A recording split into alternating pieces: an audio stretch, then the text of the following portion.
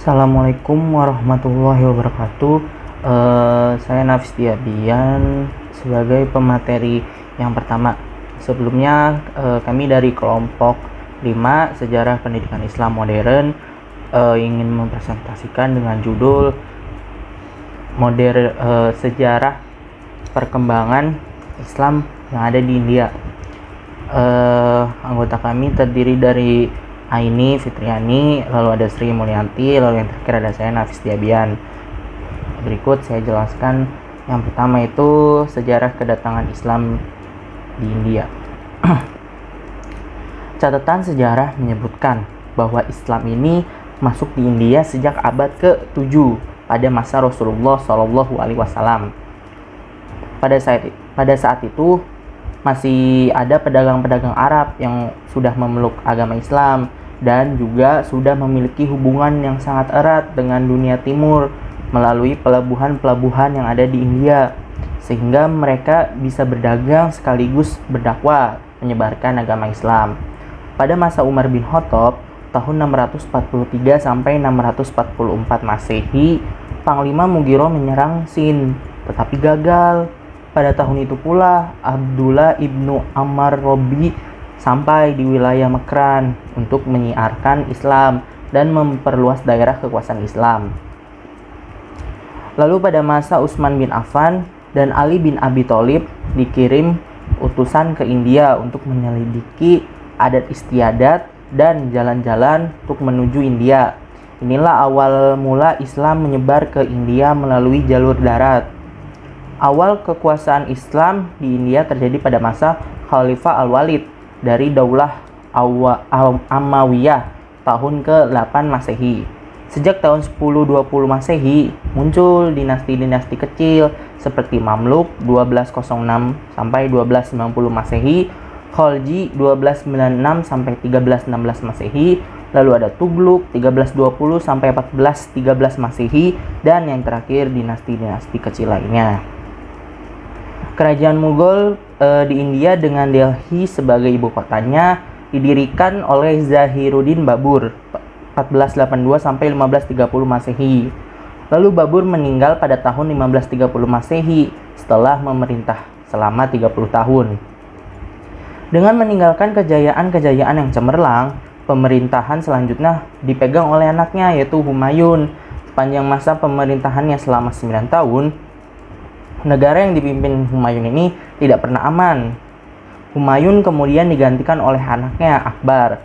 Pada masa Akbar inilah Mughal mencapai masa kejayaannya. Kejayaan Akbar masih dapat dipertahankan oleh 3 sultan yaitu Jahangir 1605 sampai 1628 Masehi.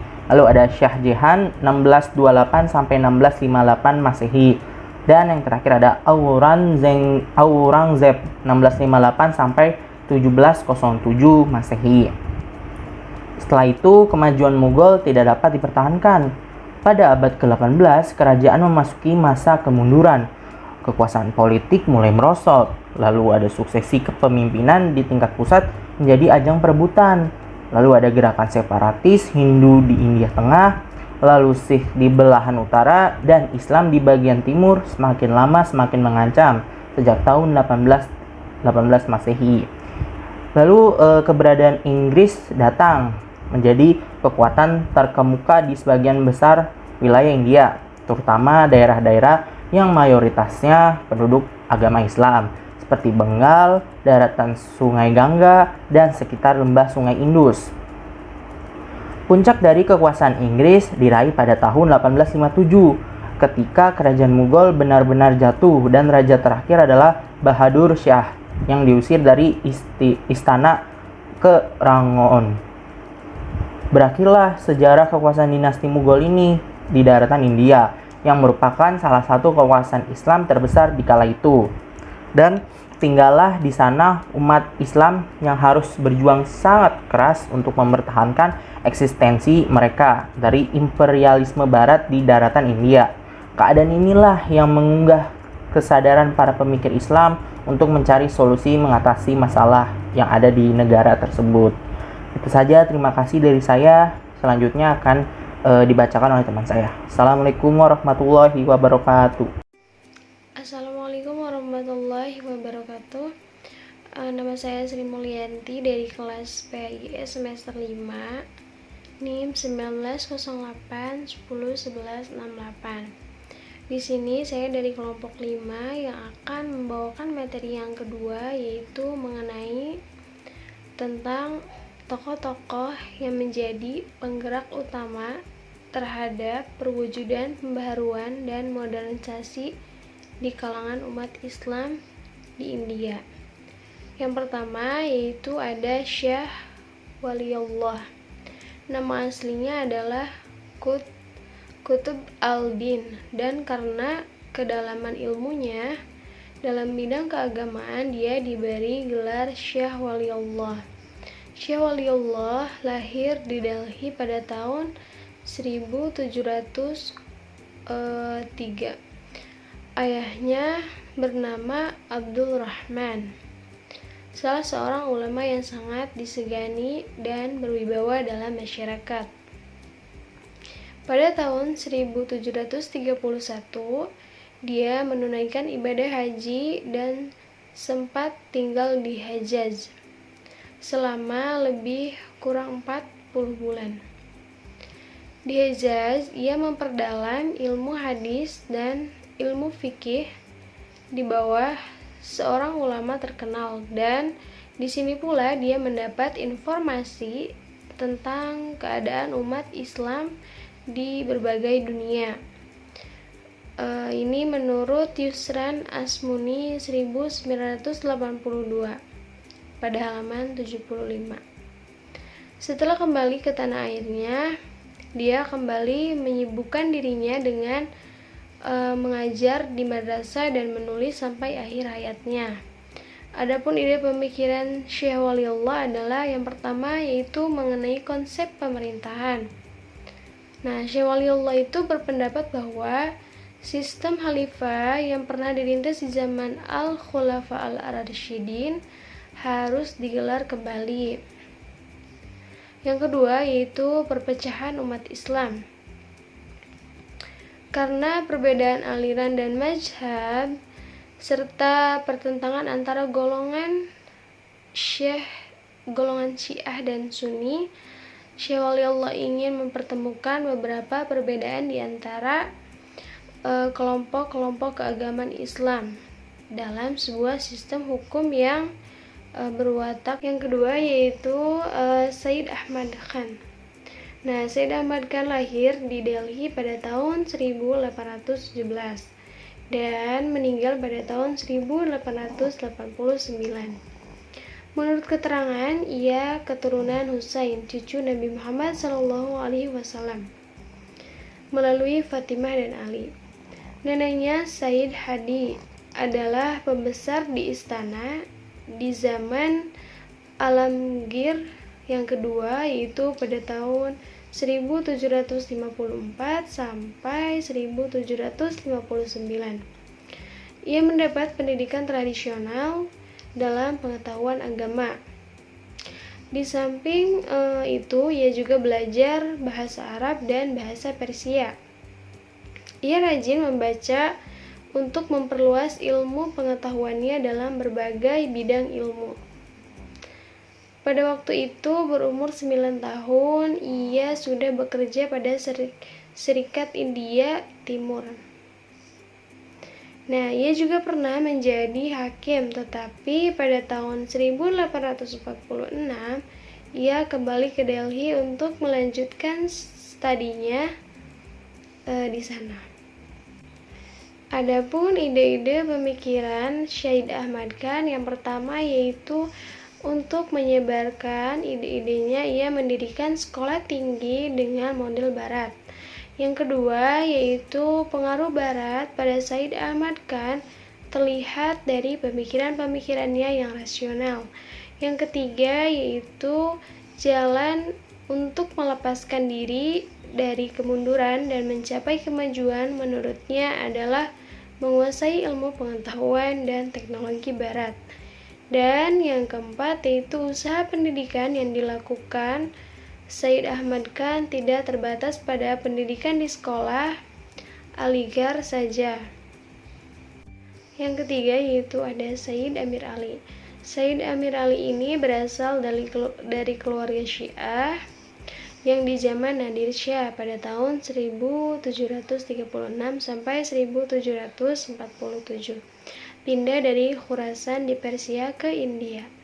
Keluarga itu kemudian bekerja di istana Raja Mughal. Said Amir Ali lahir di tahun 1849 dan meninggal dalam usia 79 tahun. Tahun 1869 ia pergi ke Inggris untuk meneruskan studi dan selesai di tahun 1873 dengan memperoleh kesarjanaan dalam bidang hukum. Selesai dari studi ia kembali ke India dan pernah bekerja sebagai pegawai pemerintah Inggris, pengacara, hakim, dan guru besar dalam hukum Islam. Di tahun 1883, ia diangkat menjadi salah satu dari ketiga anggota Majelis Wakil Raja Inggris di India. Ia adalah salah satunya anggota Islam dalam majelis itu. Yang keempat yaitu Muhammad Iqbal. Muhammad Iqbal lahir di Sialkot, Punjab, India, Pakistan sekarang tahun 1877. Muhammad Iqbal untuk meneruskan studi ia pergi ke Lahore dan belajar di sana sampai ia memperoleh gelar kesarjanaan.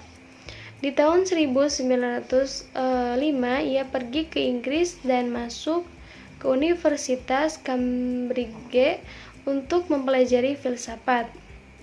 2 tahun kemudian ia pindah ke Munich di Jerman dan di sanalah ia memperoleh gelar PhD dalam tasawuf. Pada tahun 1908 kembali ia ke Lahore dan di samping pekerjaannya sebagai pengacara, ia menjadi dosen filsafat. Kemudian ia memasuki dunia politik di tahun 1930.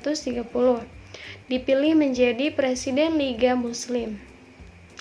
Muhammad Iqbal wafat tahun 1933 dalam usia 62 tahun.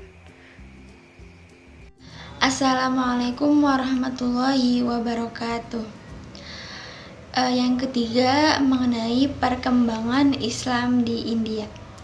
India adalah sebuah negara di Asia yang memiliki jumlah popularitas terbanyak kedua di dunia, dengan jumlah popularitas sebanyak lebih dari 1 miliar jiwa. Dan India adalah merupakan negara ketujuh terbesar berdasarkan ukuran wilayah geografisnya. Jika Baghdad dikenal sebagai 1001 malam, maka India dikenal sebagai 1000 warna. Selain itu, India memiliki keberagaman etnis yang bahasa resminya saja di luar Hindi dan Inggris terdapat 15 lagi bahasa lain. Sensus mencatat terdapat 1652 bahasa ibu di India. Dan Muslim di India ini merupakan agama kedua setelah Hindu. Tercatat agama Hindu ini sebanyak 82,64% dan Muslim di India tercatat sebanyak 11,35%. Dan selain itu yaitu agama Kristen, Sikh, dan Buddha. Dengan demikian, India tercatat Muslim terbesar ketiga di dunia setelah Indonesia dan Pakistan. Dan India merupakan negara demokrasi terbesar di dunia.